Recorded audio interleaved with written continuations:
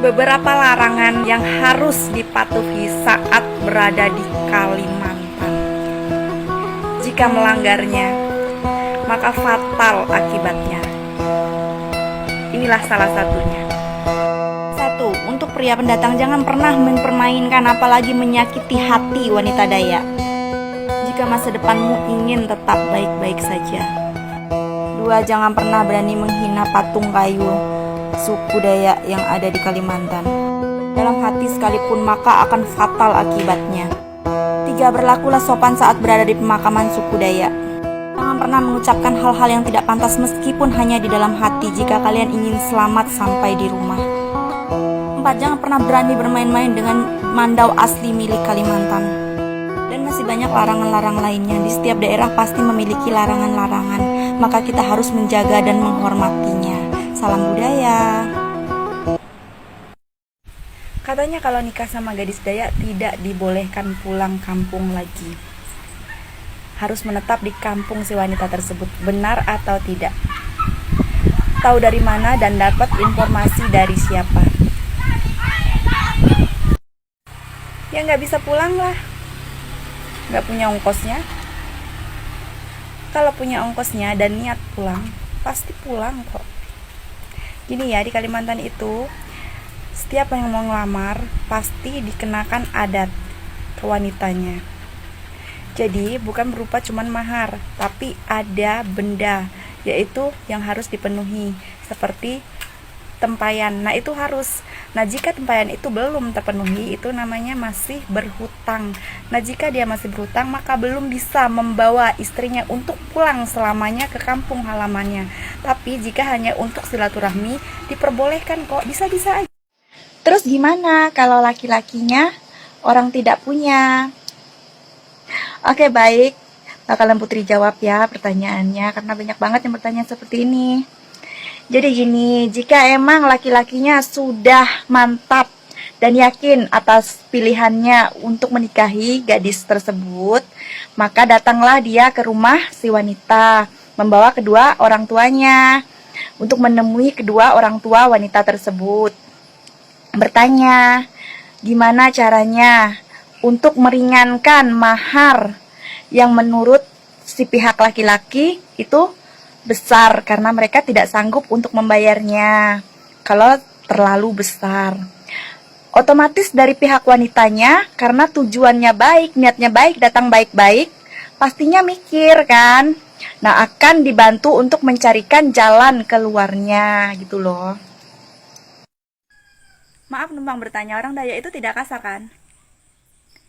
Aku perjelas, orang Dayak tidak akan berbuat kasar kepada siapapun yang datang ke Kalimantan. Apalagi jika niatnya baik, punya sopan santun, punya etika, maka akan disambut lebih baik pula untuk siapapun itu yang datang ke Kalimantan. Nah, ini ada orang Jawa yang menetap di Kalimantan, sudah lama di sini. Langsung kita tanya aja ya orangnya. Halo Pak Le. Ya, Pak Le kan udah lama nih tinggal di Kalimantan. Gimana perasaan Pak Le sama orang Dayak? Apakah orang Dayak itu jahat-jahat, kasar terhadap Pak Le selama Pak Le tinggal di Kalimantan? enggak juga. Orang Dayak pun baik-baik, sopan-sopan, santun, lagian ramah. Katanya orang Dayak itu kalau menerima tamu suka ngasih racun. Apa ya Pak Le? Enggak juga. Kak, kenapa tidak boleh menghina patung bisa diganggu? Mitos atau fakta? Entah itu mitos atau fakta, tapi emang begitulah cerita yang sesungguhnya yang ada dan terjadi di sini. Jika tidak percaya, silahkan datang ke sini, ke Kalimantan, dan buktikan sendiri kebenaran cerita itu. Monggo. Dan di sini, menurut kepercayaan orang zaman dahulu, patung bisa disebut dengan temadu. Jadi orang zaman dahulu itu kalau meninggal biasanya dibuatin patung di kuburannya itu. Dan itu juga nggak semua orang sih, orang-orang tertentu aja yang memiliki pangkat atau gelar. Ya contohnya seperti kepala kampungnya, kepala desa, dan pokoknya seperti orang penting kayak gitulah. Nah setelah kemajuan zaman, perkembangan zaman, jadi tempat kayak gitu kan nggak dipakai lagi, dikeramatkan. Nah ada yang main ke situ secara nggak sengaja kencing atau menghina, dia biasanya pulang tuh sakit atau kesurupan, diganggu penunggu patung itu. Kak, aku mau tanya, apa benar jika mandau sudah keluar dari sarungnya, bakalan makan korban dan pertumpahan darah. Itu dapat berita dari mana dan dengar dari siapa? Enggak lah, enggak kayak gitu. Mandau itu ada dua macam. Ada yang sudah diisi mantra sama yang belum diisi mantra. Nah, jika yang belum diisi mantra itu yang biasanya suka dipakai buat konten, buat nari-nari kayak gitu. Jadi kalau seandainya sudah diisi mantra dibuat pakai konten, habis dong manusia. Kalau menurut cerita kayak seperti yang kamu ceritakan tadi, ya kan? Jadi mandau itu juga nggak sembarangan diisinya, kecuali kalau pas lagi mau dipakai, misalnya kayak ada hal genting atau mau perang, baru mandau itu diisi pakai mantra, makanya bisa terbang. Tuh. Berarti masih primitif dong, belum modern.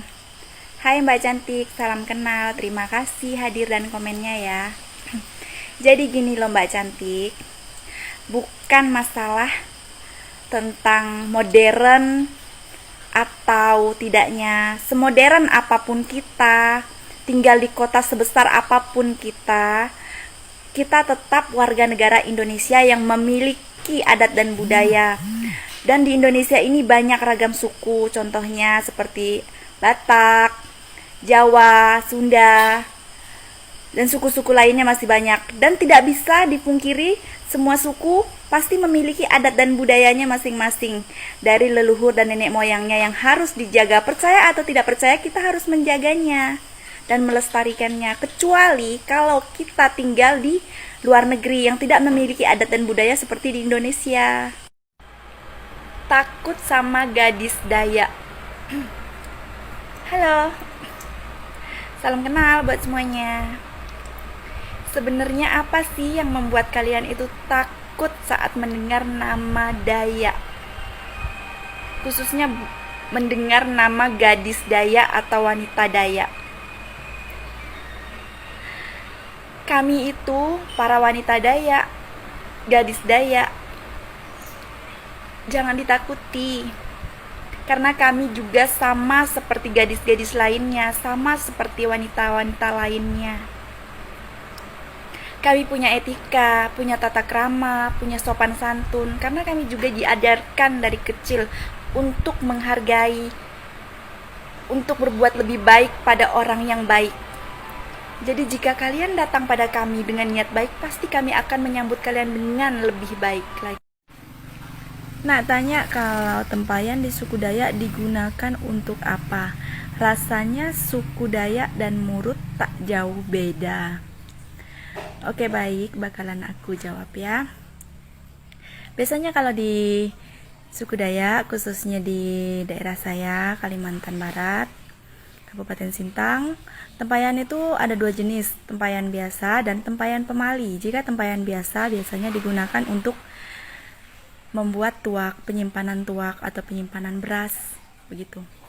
Beras padi ladang, padi kampung gitu kan. Nah, disimpan di dalam tempayan biasa itu atau penyimpanan tuak. Nah, tapi kalau dia tempayan pemali, ya khususnya seperti seserahan adat dari pernikahan atau adat pemali, itu biasanya disimpan, dikeramatkan kayak gitu.